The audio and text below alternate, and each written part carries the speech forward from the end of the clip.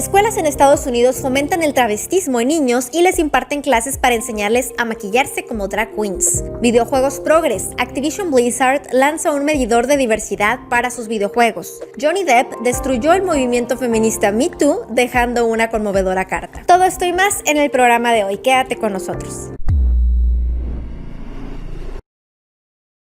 Bienvenidos al resumen de noticias de nuestro canal. Yo soy Angélica O'Farrell y esto es El Despertar Ciudadano. El pasado lunes, el primer ministro canadiense Justin Trudeau presentó un proyecto de ley que limitaría la posesión de armas de fuego en todo Canadá.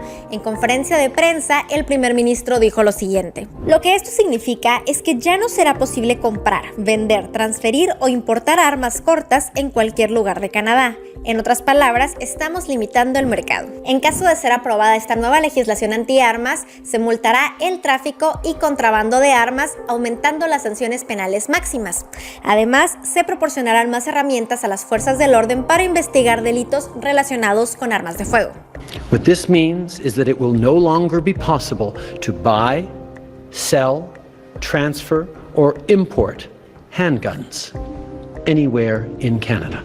Asimismo, esta legislación exigirá que los cargadores no puedan contener más de 5 cartuchos en armas largas. La violencia con armas es un problema complejo, pero al final la matemática es realmente muy sencilla. Cuantas menos armas haya en nuestras comunidades, más seguros estaremos todos. Estas fueron las declaraciones del primer ministro, que por supuesto vinieron acompañadas de un gran descontento de gran parte de la población, debido a que se considera que se les están dejando desprotegidos en caso de alguna amenaza, ya que los delincuentes finalmente seguirán consiguiendo armas en el mercado negro porque al final no les importan las leyes, justamente porque son delincuentes. El anuncio se produjo después de que ocurrieran numerosos tiroteos en Estados Unidos, entre ellos incluido uno muy lamentable ocurrido en una escuela de Texas a niños, a menores de edad. Sin embargo, muchos aseguran que Justin Trudeau está únicamente utilizando este caso o estos ejemplos para poder finalmente poner en práctica la restricción. Canadá no es el único país que está poniendo en marcha o que está sugiriendo este tipo de proyectos. También tenemos el caso de Chile, donde el presidente Gabriel Boric ha estado presionando al Congreso para que también se legisle una ley de este tipo. Que la violencia armada no será tolerada en nuestro país. Y por eso, nuestro programa Menos Armas, Más Seguridad propone la limitación radical de su acceso legal. Y desde ya le solicito a este honorable Congreso todo el apoyo para aprobar una ley que nos permita avanzar hacia la prohibición total de tenencia de armas. Prohibición total de la tenencia de armas. Y por supuesto, otro personaje de la opinión pública que constantemente da a conocer sus posturas, Elon Musk, el dueño de Tesla, dijo lo siguiente al respecto: creo fuertemente que el derecho a portar armas es una prevención importante contra la tiranía potencial del gobierno. Históricamente, mantener el poder por encima de las personas fue la razón por la que los poderosos no permitieron la propiedad pública de armas. Bueno, como pueden ver, aquí hay muchísimas posturas, muchísimas opiniones, pero nos encantaría conocer tu opinión. Por favor, déjanos saber en los comentarios si crees que estas medidas al final son una excusa para desarmar al pueblo, si crees que serán efectivas para terminar con la violencia. Por favor, déjanoslo saber en los comentarios de este video. Y bueno, en otras noticias, en Estados Unidos los niños están siendo víctimas de una constante ideologización y adoctrinamiento, y para muestra la siguiente noticia: resulta que en escuelas públicas auspiciadas por el New York Council se les está enseñando a niños a pintarse como drag queens, como personas transgénero, y todo esto como parte de los programas de la escuela. Para aquellos que no se encuentran familiarizados con el término, bueno, básicamente una drag queen es un hombre que se viste de mujer, que se traviste de mujer, pero que además utiliza rasgos muy exagerados y realiza interpretaciones pues con cierta finalidad erótica, ¿no? Entonces es sumamente grave que se les esté enseñando esto a los niños porque se está promoviendo una sexualización infantil. En estas sesiones que se imparten a niños desde kinder, donde se les enseña precisamente a pintarse y a vestirse como drag queens, también se les incita a leer libros progresistas. Este tipo de sesiones son financiadas sí por organismos públicos, pero también también por compañías privadas, como es el caso de Pizza Hut, por ejemplo. Aquí algo muy grave también es que se les dice a niños, como ya dije, desde edad de kinder, que no son hombres ni mujeres, sino que ellos lo irán descubriendo más adelante. Las escuelas llegan incluso a presentar actuaciones y pasarelas bastante subidas de tono para los menores, como es el caso de una secundaria en Illinois, que contrató a 2 drag queens como forma de entretenimiento para los estudiantes. Las escuelas además están siendo fuertemente amenazadas con este tema, ya que aquellas escuelas que no adopten los programas de ideología de género no recibirán alimentos para los estudiantes. Así fue como lo mencionó el mismo Departamento de Agricultura de Estados Unidos. Bajo esta nueva regla para recibir alimentación en las escuelas, bueno, se está exigiendo a los centros educativos que integren los baños y vestidores de manera que no estén diferenciados por sexo. Además, se está obligando a los maestros a utilizar los pronombres con los que los alumnos se sientan identificados independientemente de su edad. Si un niño dice que es una niña, se le tiene que decir que es una niña y utilizar pronombres al respecto. Se está presionando a los maestros para que lo hagan. Y el mismo tema con el asunto de los dormitorios, no pueden estar separados por cuestiones de sexo. USDA, o sea, el Departamento de Agricultura de Estados Unidos, se compromete a administrar todos sus programas con equidad y justicia. Un paso clave para promover estos principios es erradicar la discriminación de cualquier forma, incluida la discriminación basada en la orientación sexual y la identidad de género. Esta perversa medida está básicamente obligando a las escuelas a ideologizar a los menores de edad a cambio del derecho a la alimentación. Por supuesto que varias voces se han hecho escuchar al respecto, entre ellas la del director ejecutivo de la Asociación de Educación No Pública de Indiana, John L. Cesar, que acusó a Joe Biden de estar jugando a la política con los niños pobres. Si una escuela siente que no puede participar porque está en conflicto con su misión o valores, si no se otorga una exención religiosa, se le está quitando un programa que alimenta a niños de bajos ingresos.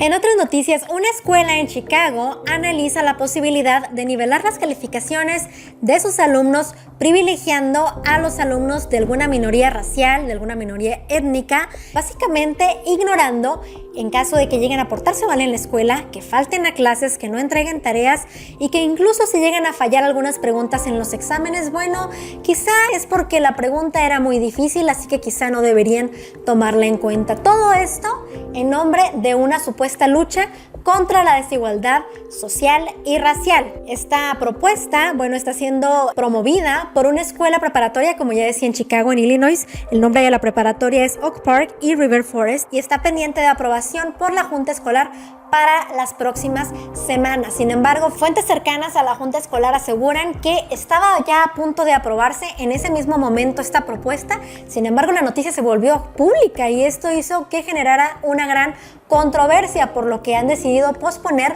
la resolución algunas semanas más. Las prácticas de calificación tradicionales perpetúan las desigualdades e intensifican la brecha de oportunidades.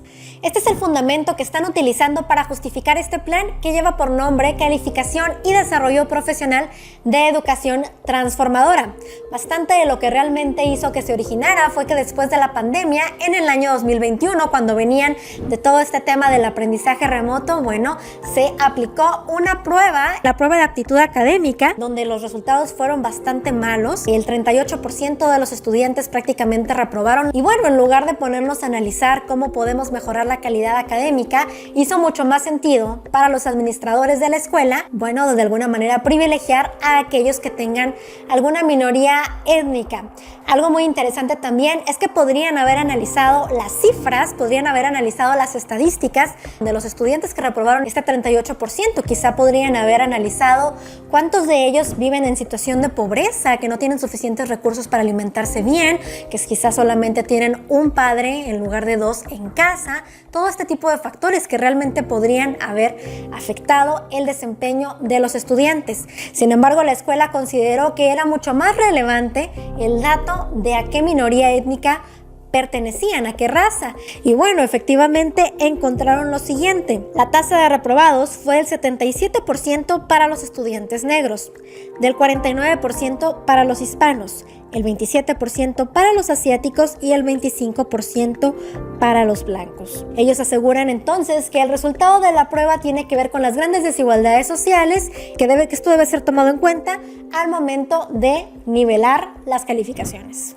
En otras noticias, la empresa de videojuegos Activision Blizzard ha lanzado un medidor de la diversidad, que básicamente asigna una puntuación a cada personaje basándose en su raza, en su identidad de género, en sus discapacidades y otro tipo de desventajas, otro tipo de situaciones que podrían tener estos personajes. Básicamente, esta herramienta se llama Diversity Space Tool y trata a los personajes de una manera bastante discriminatoria, con parámetros completamente racistas, sexistas y completamente discriminatorios, en pocas palabras. El medidor fue desarrollado por la subsidiaria King, que conocemos por el juego famosísimo de Candy Crush, y también por el MIT, y es que aseguran que esta herramienta es un gran paso adelante en la inclusión y la diversidad en los videojuegos. Esto fue publicado en la página web de la compañía, sin embargo tuvo que ser finalmente retirado debido a la lluvia de críticas que obtuvieron. La Diversity Space Tool cuenta con 7 parámetros para determinar si un personaje es lo suficientemente diverso. Estos parámetros son cultura, etnia o raza, orientación sexual, identidad de género, tipo de cuerpo, habilidades físicas o cognitivas y la edad. Esto quiere decir básicamente que si un personaje es un hombre heterosexual entre 18 y 50 años, sin obesidad, sin ningún tipo de discapacidad, bueno, automáticamente le dará un porcentaje, le dará una puntuación muy baja y no podrá participar en el juego. Si por el contrario el personaje es una mujer oriental, que le falta un brazo, que tiene alguna discapacidad cognitiva, entonces seguramente tendrá una puntuación de 10 y será un excelente elemento dentro de este algoritmo, dentro de esta dinámica. La idea de una herramienta para hacer que los personajes sean más diversos e inclusivos puede parecer un poco difícil de entender. En la práctica tiene que ser algo más que, digamos, un recordatorio emergente de que entre 2017 y 2021 casi el 80% de los juegos más vendidos del mundo tenían protagonistas masculinos blancos. Esto fue lo que declaró Activision Blizzard, que no es la primera vez que se pronuncia ante este tipo de temas. Recordemos también que esto ya había sido presentado, el prototipo de este algoritmo, en el año 2017, además de que llevan bastante tiempo criticando al juego de Mario Bros por su falta de diversidad, lo cual ellos consideran evidentemente un gran problema, el hecho de que únicamente haya personajes heterosexuales, que no haya personajes negros y que ninguno de ellos tenga una discapacidad. Y bueno, en otras noticias tenemos que esta semana finalmente llegó a su fin esta historia que todos hemos venido siguiendo a través de YouTube, el juicio de Johnny Depp contra su ex esposa Amber Heard. Al final el veredicto benefició al protagonista de Piratas del Caribe, quien al final aseguró en un comunicado que le han devuelto la vida después de 6 años. La jueza además dictaminó que Amber deberá pagar a Johnny Depp la cantidad de $15 millones. Por su parte, el actor en un comunicado en sus redes sociales recordó todo el sufrimiento que durante todo este tiempo ha vivido, diciendo lo siguiente: hace 6 años mi vida, la vida de mis hijos, la vida de mis allegados, de los más cercanos a mí y también las vidas de las personas que durante muchos años han apoyado y creído en mí cambiaron para siempre. Todo en un abrir y cerrar de ojos. Se lanzaron acusaciones falsas, muy graves y criminales contra mí a través de los medios de comunicación, lo que desencadenó una aluvión interminable de contenidos de odio, aunque nunca se presentaron cargos contra mí. Ya había dado la vuelta al mundo 2 veces en un nanosegundo y tuvo un impacto sísmico en mi vida y en mi carrera. A través de esta conmovedora carta, además, Johnny Depp aseguró que desde el principio del juicio lo primero que buscaba, lo que más buscaba, era presentar la verdad independientemente del resultado. Por supuesto que este conmovedor comunicado que finalmente lanzó el actor hizo que muchos nos cuestionáramos acerca del movimiento Me Too, que los medios habían presentado de una manera completamente incuestionable, que era completamente intocable y que únicamente se le debía creer a la mujer sin importar ningún tipo de pruebas y sin importar ningún tipo de situaciones diversas que pueden suceder. Sin embargo, bueno, Johnny Depp a través de esta carta nos deja en claro que no todas las situaciones son iguales y que realmente debe existir la presunción de inocencia. Finalmente terminó su comunicado asegurando que la verdad nunca perece y que lo mejor está por venir. Muchísimas gracias por habernos acompañado. Yo soy Angélica O'Farrell. No te olvides de seguir al Conejo Blanco en todas sus redes sociales. Recuerda que aquí te contamos esas noticias que los medios tradicionales no te van a contar. Hasta la próxima.